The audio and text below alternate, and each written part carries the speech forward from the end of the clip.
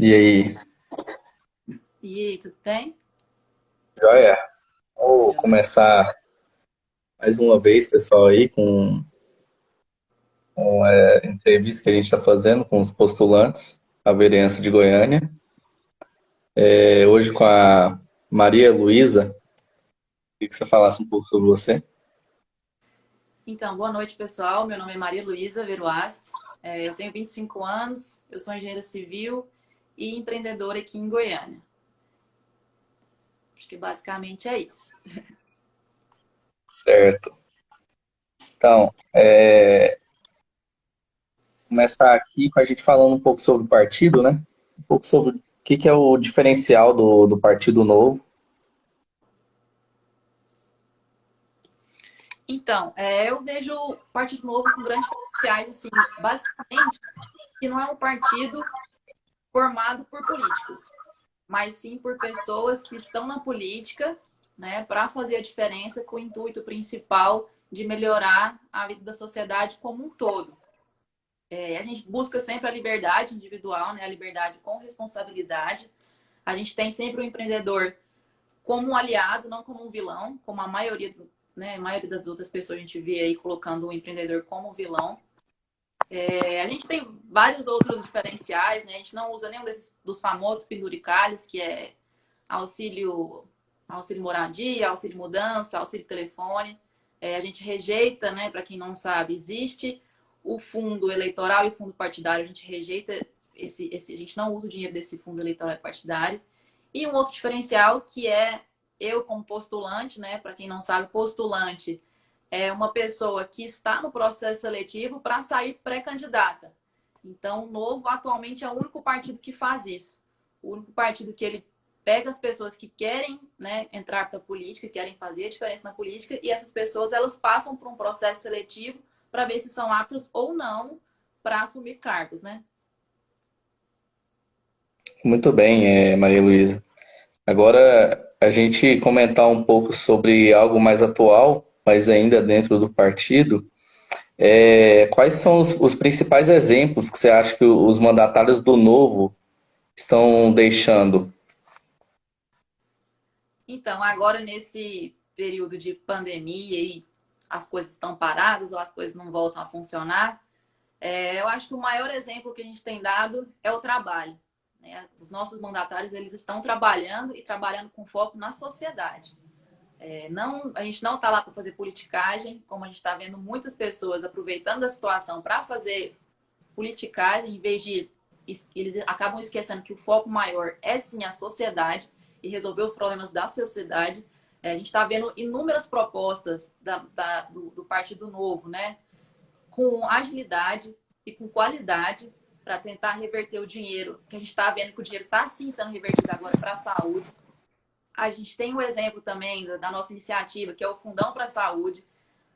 A gente que já não usa esse dinheiro desde sempre, a gente quer que os outros políticos, os outros mandatários dos outros partidos façam a mesma coisa, que é um dinheiro que é da população, dinheiro do contribuinte, dinheiro de imposto, que acaba indo, né, para um partido que a gente acha que é muito injusto um dinheiro de um contribuinte que contribuiu com imposto e para um partido que às vezes ele nem votaria. Que esse é um dos motivos que a gente não usa, né, esse fundo. Então a gente acha justo que esse dinheiro seja destinado para a saúde nesse momento. A gente tem exemplos aí dos mandatários nossos, a gente tem o governador de Minas Gerais, eu tenho até amigos que moram em Minas Gerais, então até aí eles sabem falar disso com propriedade, né? O Zema lá está fazendo um trabalho muito bacana, também com trabalho e agilidade, que isso tinha que ser característica de todo mundo, de todo político que está à frente. A gente tem exemplos tem a telemedicina, o projeto da Adriana Ventura, a gente tem os exemplos de redução espontânea, voluntária dos nossos mandatários, a redução do salário deles, não tem nada que obrigue eles a fazer essa redução, eles estão fazendo essa redução de forma espontânea. Então, eu acho que o maior exemplo que fica é esse, né? O trabalho, a agilidade e mostrar que eles estão preocupados com a sociedade. Muito bem. Agora falando um pouco mais sobre o próprio coronavírus, eu queria saber um pouco sobre sua opinião como que essas políticas públicas de combate ao coronavírus, como elas podem impactar a sociedade, até que ponto que essa política de prevenção ela pode ser mais perigosa que o próprio vírus, e, e é isso, como que a nossa lição deixada à saúde.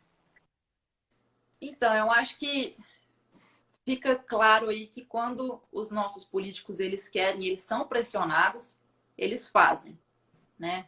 Eu acho que está sendo bem claro que mesmo eles não estando na Câmara, eles não estando no Senado, eles estão conseguindo fazer as coisas andarem pressionados para isso, né? E a gente está vendo de novo a força da população, a força da nossa pressão para eles fazerem as coisas rodarem. Um segundo ponto que você perguntou foi Sobre dos o perigo maiores. maior que o vírus. Então, na minha opinião, eu acho que agora não é o momento da gente colocar módulo nas crises, né? A gente está com uma crise sanitária, uma crise econômica e agora uma crise política no Brasil. Nós somos sim capazes de atacar todas as três crises de forma simultânea. Uma não exclui a outra. Então, tem que ser feito de forma paralela e eu acho que assim a gente consegue seguir para frente. Entendi. Queria falar um pouco mais agora sobre uma coisa mais polêmica, né, que aconteceu aí, que é sobre a sua visão com a demissão do Sérgio Moro e qual a sua avaliação com a conduta do Bolsonaro nesse caso. Então, é um assunto que tá polêmico, né? São duas pessoas, duas figuras icônicas no Brasil, eu acho que isso é indiscutível. Duas pessoas que possuem seus pesos, tanto políticos quanto administrativos. Duas pessoas que acertaram, acertam, erram e erraram. Então, eu acho que qualquer presunção agora, ela pode ser muito perigosa. A verdade vai vir à tona, né? O que a gente viu aí é só a ponta do iceberg. O pronunciamento de demissão do Sérgio Moro, inclusive, eu fiz um vídeo sobre isso. Não foi só um pronunciamento de demissão. Ele veio carregado de denúncias e essas denúncias devem sim ser investigadas, porque não existe ninguém acima da lei. Então, se o Bolsonaro errou, ele tem que pagar por isso. E tem que ser investigado. A gente não pode ser cego agora, assim como já fomos no passado, a gente não pode cometer os mesmos erros do passado. A gente tem que incentivar a investigação e quem tiver errado, que pague por isso, né? A gente não está num período agora de polarização, inclusive eu comentei isso também. A gente não está no período de polarização, eu sou Moro, eu sou Bolsonaro. Eu acho que a gente tem que pensar enquanto sociedade. Porque quem vai pagar as contas é a gente, sociedade. A gente tem que tirar da cabeça que vai ser um herói salvador da pátria, porque não vai. O salvador da pátria no Brasil somos todos nós, os brasileiros. E a gente tem que focar nisso, que é o bem geral da sociedade. Então, não é uma figura que vai mudar isso. Até porque eles vão sair do poder. Mais cedo ou mais tarde eles vão sair. E vai ficar a gente, né? Sim, isso aí. Falar um pouco agora sobre mudar de área. Vamos para a educação. Na visão da escola de Chicago, a gente sabe que eles adotam a educação básica como o motor na criação de novas oportunidades. Eu queria que você falasse um pouco na esfera municipal, como que a gente pode melhorar esse serviço? Então, essa pergunta vem muito a calhar hoje, né? Que hoje é o Dia Mundial da Educação. A gente tem uma crise de aprendizagem muito grande no Brasil. A gente tem índices de evasão escolar muito grandes. E o problema, ele está aí. O problema, ele existe. Então, a gente tem que pensar, tá, beleza, o problema existe. Então, qual que é a causa do problema? A gente tem que atacar a causa do problema, dar solução para isso. Uma estatística média, assim, um dado que eu acho muito interessante, é que a média das pessoas que passam no Enem, que passaram nos últimos Enems para pedagogia, ela é menor do que a média geral do Enem. Isso é um dado muito preocupante, porque mostra que as pessoas, né, eles não querem, a grande maioria a concorrência para isso é muito baixa. A gente não vê pessoas, eu quero ser professor, eu quero ser professor de educação básica. Então, por que será isso? Porque a profissão professor, principalmente de educação básica, que é o foco, né, da escola municipal, né? A escola municipal tem o foco na educação básica, acaba que não tem um atrativo, não tem mais aquele prestígio de ser professor. E uma das coisas que a gente pode dar solução para isso é a formação continuada do professor. O professor, ele estando na escola, dever do município fornecer essa formação continuada do professor. Outra coisa que a gente pode fazer é destinar uma verba para que seja feito realmente o investimento na educação. Né? O Novo, ele defende os três pilares, né? Educação, saúde e segurança. E a educação está deixando muito a desejar. A gente tem que melhorar a gestão na educação. A gente tem um dado também que é terrível, na minha opinião, que a maioria dos diretores de escolas públicas municipais, eles são indicação política. E isso mostra a completa ineficiência do sistema. Porque a gente precisa ter pessoas capacitadas para exercer esses cargos. A gente precisa ter, igual já tem inúmeros projetos que mostram comprovadamente que diretores de escolas públicas seria mais eficiente se eles passassem por um processo seletivo e depois fossem as eleições municipais da escola que eles estão pleiteando vaga. Então, um diretor de escola sem indicação política já diz muita coisa sobre o sistema, que não necessariamente vai ser uma pessoa voltada para a educação, uma pessoa que vê a educação como algo a ser melhorado, né? Mas apenas um cargo político. O Magno fez uma pergunta, mas a gente vai deixar elas para depois. Eu vou agora para a sexta pergunta. Você como empresária, né? Queria saber um pouco quais que são os problemas de burocracia e intervenção estatal que tem na esfera municipal que podem te atrapalhar. Quanto tempo de live que a gente tem? É Então, 3 minutinhos. eu sofro muito com a burocracia em Goiânia. Inclusive, essa é uma das bandeiras que eu defendo demais, que é a desburocratização em Goiânia. É muito comum, se não for unânime, você perguntar para qualquer empreendedor em Goiânia como que eles conseguem trabalhar aqui. A gente não tem estabelecimento de metas, a gente tem baixa produtividade, a gente tem um sistema muito inchado, com salários, não vou falar que são todos, né? A gente tem aquela divisão de salário, que é a minoria que tem um salário muito alto e tal. Mas a gente vê aqui em Goiânia, literalmente, a criação de dificuldades para a venda de facilidades. Eu vou repetir, a criação de dificuldades para a venda de facilidades. Chega a ser absurdo algumas coisas que acontecem aqui em Goiânia. Eu vou dar um exemplo concreto hoje. Hoje, eu precisava tirar uma guia da Bits, de uma obra aqui em Goiânia, tirar uma guia, né? Aí eu tive que ligar, agendar, ir lá para tirar uma guia. Beleza, tirei a guia. Aí eu tenho que pagar, pegar o comprovante, ir lá e anexar esse comprovante. A gente vê é muito arcaico isso. Será que eu não podia receber essa guia por e-mail? Será que eu não podia pagar? Beleza, eles não conseguem computar porque tem muito pagamento, identificar o pagamento. Será que eu não posso mandar o comprovante por e-mail? Né? A gente tem inúmeras barreiras no sistema aqui em Goiânia que dificultam a vida de todo mundo. E a gente tem que pensar que o empreendedor é a pessoa que vai gerar emprego, é a pessoa que vai gerar imposto, é a pessoa que vai fazer a economia girar, né? E a gente vê esse tanto de barreira que chega a ser desanimador. A gente tem que lutar pela digitalização da cidade de Goiânia. Porque com a digitalização da cidade, a gente resolve tanta coisa. A gente diminui burocracia, a gente diminui corrupção, que a corrupção em Goiânia é gigantesca, em âmbitos municipais.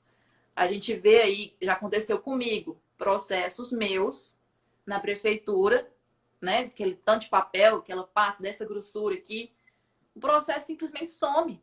porque é papel. E aí o servidor fala para mim, Maria Luísa, não achei seu processo. E agora?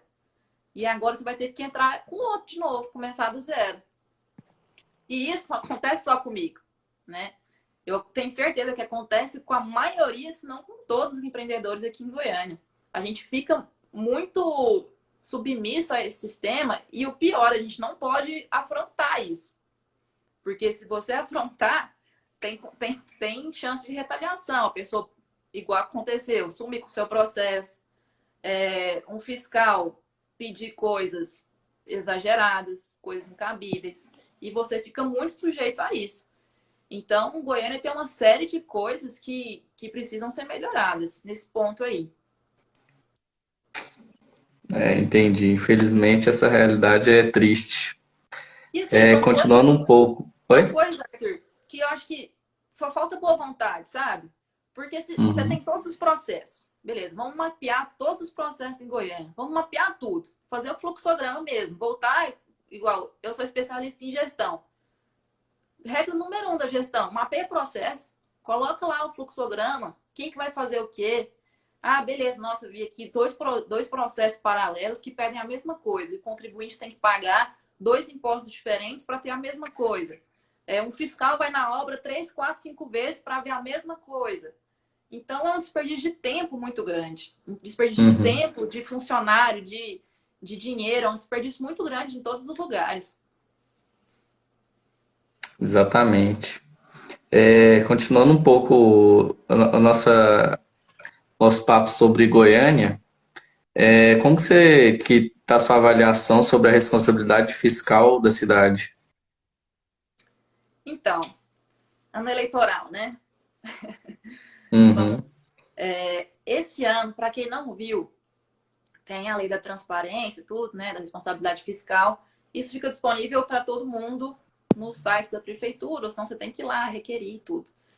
A lei orçamentária de Goiânia para 2020, ela estipulou 6 bilhões de receita e de despesa, porque a prefeitura de Goiânia, eu acho que eles não gostam de fazer caixa, sabe? Aí Uhum. eles estimam gastar tudo que eles ganham, tudo. Aí, mais de 50% desse valor, mais de 50% é de pessoal.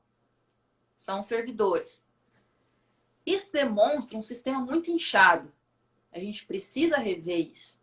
É um sistema muito inchado, que tem muitos servidores. A gente precisa rever a quantidade de servidores, de contratos comissionados.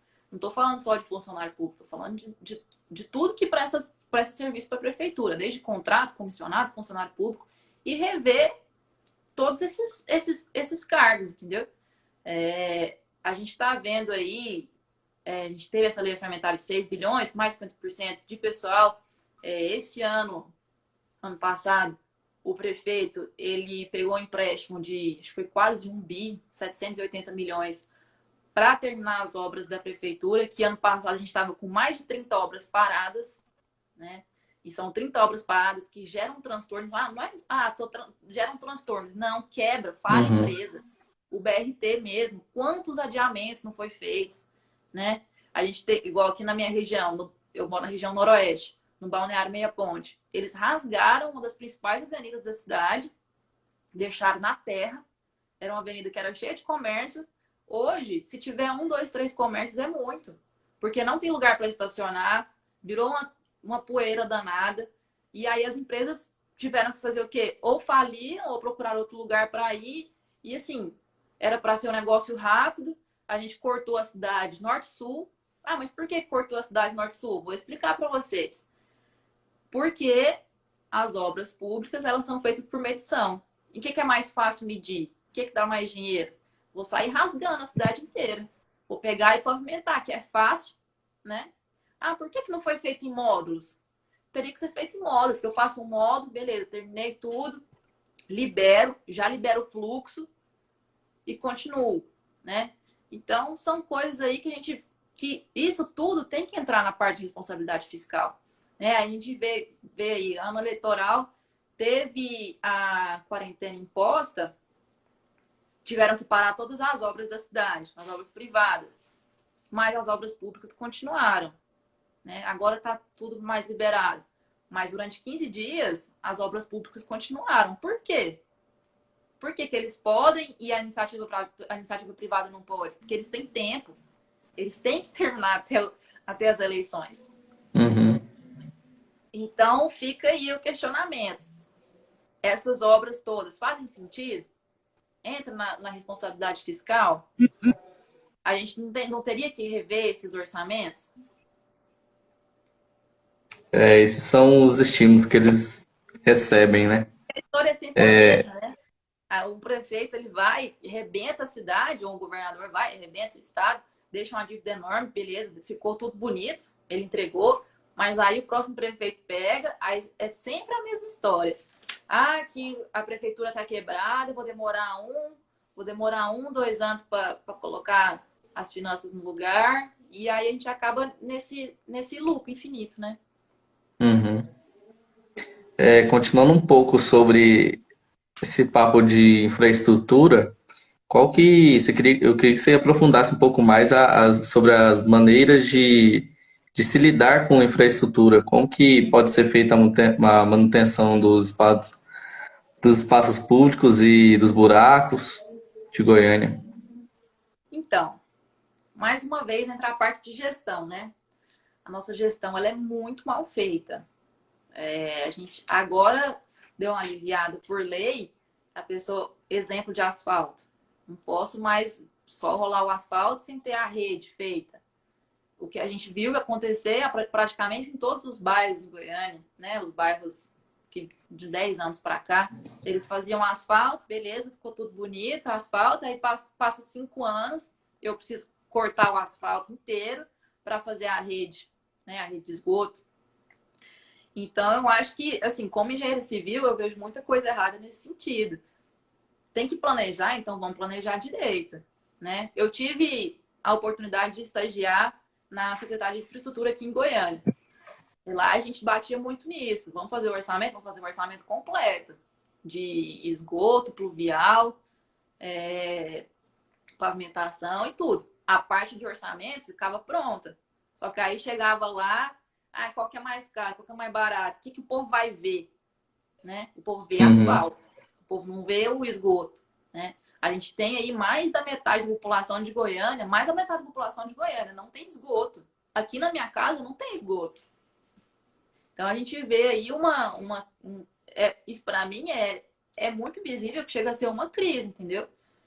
E outra estatística que eu gosto de dar, R$ 1 investido em saneamento, você economiza 4 em saúde. Né? Tem um monte de doença que vem, né, pelo mau saneamento e tudo. Então fica aí o questionamento. exatamente. Agora falando um pouco voltando sobre o Partido Novo, mas ainda na esfera municipal, queria que você comentasse sobre as reformas que a gente pode fazer a nível municipal com os princípios do Partido Novo. Então, a nível municipal, eu vejo, acho que até comentei isso já durante a live, uma reforma administrativa, para mim, é urgente, né? No que tange tudo, contrato, comissionário, funcionário público, a gente precisa fazer uma reforma administrativa, sim. A gente tem uma reforma tributária para fazer também, né? Os tributos de competência do município não são tantos assim, entre ISS, IPTU, mas eu acredito que dá para a gente dar uma maior eficiência para isso. A gente teve aí as últimas revisões de IPTU, que a população ficou até meio constrangida, né? O povo ficou meio nervoso, que aumentou bastante o IPTU. Mas a gente precisa fazer uma atualização periódica disso aí, tanto de ISS quanto de IPTU. E uma das coisas que eu bato muito na tecla, a gente tem que acabar com o privilégio. Eu vou até dar uma cutucada aqui. Eu não sei por que um vereador precisa de carro da prefeitura, né? Uhum. Eu não sei por que determinadas empresas têm subsídio, né? Aqui em Goiânia, igual a Aparecida de Goiânia, tem os polos industriais. Por que Goiânia não tem? Não seria interessante Goiânia ter polo industrial? Porque a gente acaba que isso gera um monte de problema, né? A gente tem as pessoas aqui da periferia, aqui da região noroeste, que vão todo dia trabalhar lá no centro para a indústria, senão vão todo dia para Aparecida, para os polos industriais, e em Goiânia não tem. Então a gente vê carências em muitos lugares, em outros lugares a gente vê muitos exageros, né? Que vem a questão de privilégio, subsídio, que eu não sou complacente com isso. Exatamente. Agora acabou as nossas perguntas aqui. Eu queria que você desse essas considerações finais aí. Então, dois pontos que eu gosto muito de cutucar é burocracia e fiscalização. A gente precisa desburocratizar em Goiânia. E a gente precisa de uma fiscalização competente. Com a desburocratização de Goiânia, Goiânia está numa região favorável demais em questões territoriais. A gente tem indústrias de todos os segmentos, a gente tem algum negócio que fomenta a nossa economia, mas a gente ainda é muito preso. As pessoas, eles não querem empreender. Empreender em Goiânia é muito difícil. A gente precisa atrair investidor, a gente precisa atrair riqueza. Só assim a gente vai gerar emprego, a gente vai cuidar da pobreza. Ao contrário do que as pessoas pensam, eu acho que a gente está mudando bastante isso. A iniciativa privada, ela ajuda as pessoas, ela dá o pão das famílias, né? Igual eu tenho quase 40 funcionários que trabalham aqui na empresa. Todos eles estão ali e cada um deles, beleza, tem os seus salários, e aí cada um deles tem suas esposas, seus filhos, e assim a gente faz a empresa, a economia girar. Eu acho muito errado a gente penalizar tanto a iniciativa privada que chega a ser impedimento para a gente investir. Porque para uma pessoa investir, ela pesa tudo isso, né? E Goiânia, ela tem muito potencial para atrair investidor não só do estado, não só do país, mas do mundo inteiro. E a gente tem a capacidade de ajudar nisso, né? E, assim, a gente tem que acabar com o privilégio. A gente tem que acabar com o privilégio. E não é só salário. Salários são altos. Não é só salário. É a quantidade de pessoas, é a quantidade de comissionados, é a quantidade de contratos. A gente precisa rever tudo isso. Então, fica aí meu ponto de reflexão para fazer as pessoas pensarem, né? Que emprego é... Agora, a Maria Eunice, minha mãe, acabou de falar, emprego é a base da economia. Se a gente não gerar emprego, e quem que gera emprego? Quem que gera emprego? Se a gente não gerar emprego, a economia não segura, né? E aí fica aí essa reflexão. Muito bem, então, obrigado aí pelo seu tempo, Maria Luísa, pelas palavras. Finalizando mais uma live aqui com os postulantes de Goiânia, da vereança. Quem quiser aí checar os próximos da lista e também seguir a Maria Luísa aí, os seus ideais. Eu agradeço todo mundo, a participação de todo mundo. Tem algumas perguntas aí para a gente responder. Você vai fazer essas perguntas aí, Arthur? Deixa eu ver. Ah.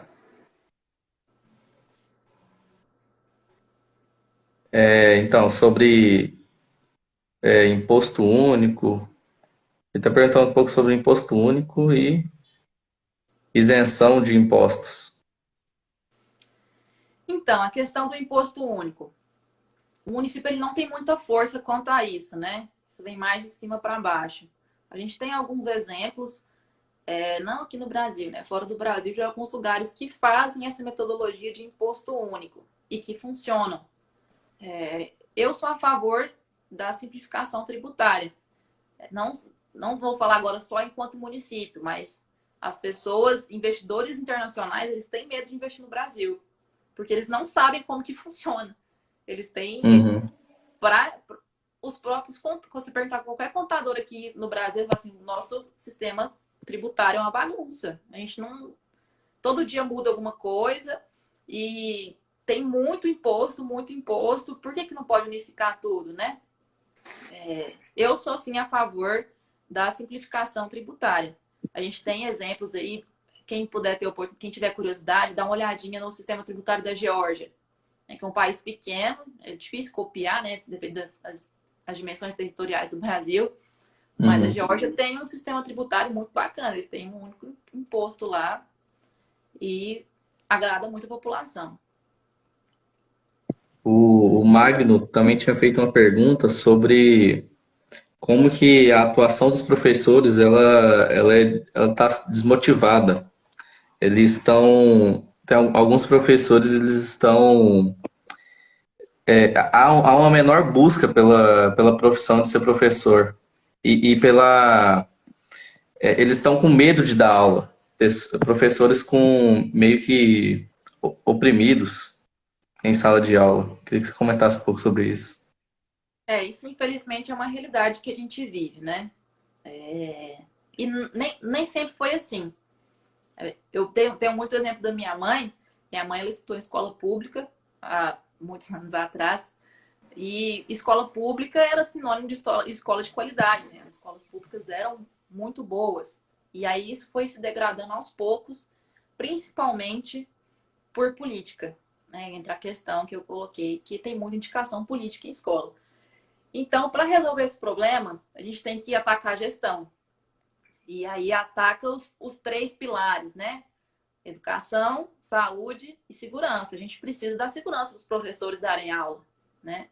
A gente precisa da formação para esses professores. A gente precisa dar atratividade, dar o prestígio dessa profissão para os professores de volta. Que antigamente, o professor batia no peito para falar que era professor. Não, eu sou professor. Hoje, a gente não vê mais isso. Isso é uma Uhum. triste realidade. Porque na educação básica, a educação tão importante, que é onde a gente faz a formação de caráter, é onde a gente tem nossas atividades cognitivas, nossas sinapses cerebrais de uma forma explosiva, né? Eu não sou especialista da área de medicina, essas coisas, mas a gente sabe que a educação básica ela tem a sua importância quanto a isso. E é um dominó, né? É uma escala de dominó. A educação básica, vem ensino fundamental, ensino médio, ensino superior. Se eu não resolver a educação básica, como que eu vou resolver ensino superior? Para mim não faz sentido. Como que eu vou resolver ensino médio se eu não resolver educação básica? Como que eu vou parametrizar, colocar todos na mesma régua no ensino superior? Não tem como se a gente não começar de baixo, na educação básica. E educação básica é município. Então a gente tem que começar em município. E a gente tem exemplo do que funciona. A gente tem exemplo aqui no Brasil, exemplo que virou referência mundial no ensino. No Piauí mesmo, é um estado que considerado até remoto para algumas pessoas, né? Mas lá virou referência em educação. Porque teve um secretário de educação que chegou lá e falou: opa, peraí, vamos resolver isso aqui. E, nossa, o problema é muito grande, vamos atacar o problema aos poucos, né? O problema está muito grande. Beleza, o que eu consigo solucionar agora? Solucionei, vamos para o próximo. Tem uma frase que eu acho muito importante, né? Que o passo mais importante que a gente pode tomar é o primeiro passo. Então a gente tem que pensar no primeiro passo para começar a resolver. Não vai vir nenhuma solução, caiu do céu e fácil. Não, fácil não vai ser. Nunca vai ser. Resolver problema nunca vai ser fácil. Mas a gente tem que tomar o primeiro passo e começar a resolver aos poucos. Agora algumas perguntas um pouco mais fora do âmbito municipal, mais sobre sua opinião. Duas que são duas, mas elas se assemelham um pouco, que é o PH, ele perguntou sobre sua opinião sobre descriminalização das drogas, e o Davi falando um pouco sobre a ponderação do liberalismo e o libertarianismo político e social. Então, descriminalização das drogas. Outro assunto polêmico. Na minha opinião, não é o momento agora da gente atacar descriminalização de droga. A gente tem muitos outros problemas para atacar antes. Maria Luísa, mas qual que é a sua opinião? Eu sou a favor da descriminalização de drogas para uso medicinal. Eu acho que esse é o primeiro passo. A gente tem dados científicos para isso. E a gente consegue mexer nisso. Eu sou exata 100%. Eu mexo com dados científicos. Então, para mim, a gente tem que ter coletânea suficiente para fazer esse tipo de decisão. Agora, Excelente. foi do liberalismo e libertarianismo, né? Isso, exatamente. Então, liberalismo, ele busca os três pilares, né? Saúde, educação e segurança. O libertarianismo, ele é a ausência total do Estado, né? Se eu não me engano, eu acho que é mais ou menos isso mesmo. Uhum. É, o libertarianismo, ele é mais, não vou dizer, acho que a palavra não é extremista, mas ele está mais distante da gente. Eu sou liberal, né, o Partido Novo, né, prega o liberalismo. O liberalismo, ele é o primeiro passo e ele funciona, na minha opinião. E o libertarianismo, ele está mais um pouco distante da gente. Então, eu acho que a gente tem que focar no que, mais uma vez, no primeiro passo. Muito bom. Agora, acho que não tem mais nenhuma pergunta. Finalizar de verdade, porque já deu os 36 minutos. Queria agradecer a presença aí de todo mundo. E é isso, então. Até Eu mais. agradeço também, obrigado, novo jovem, pela oportunidade aí de conversar com vocês. Obrigada, Arthur. As pessoas que participaram, que fizeram perguntas aí, depois eu vou olhar cada uma delas. Quem tiver alguma dúvida, alguma coisa, queira falar, algum feedback, pode me procurar aí no Instagram. Eu estou sempre divulgando material, praticamente todos os dias. Tem alguma coisa para a gente ponderar, alguma informação. Então, é só me procurar aí que a gente consegue fazer um bate-papo legal. Valeu demais, até mais.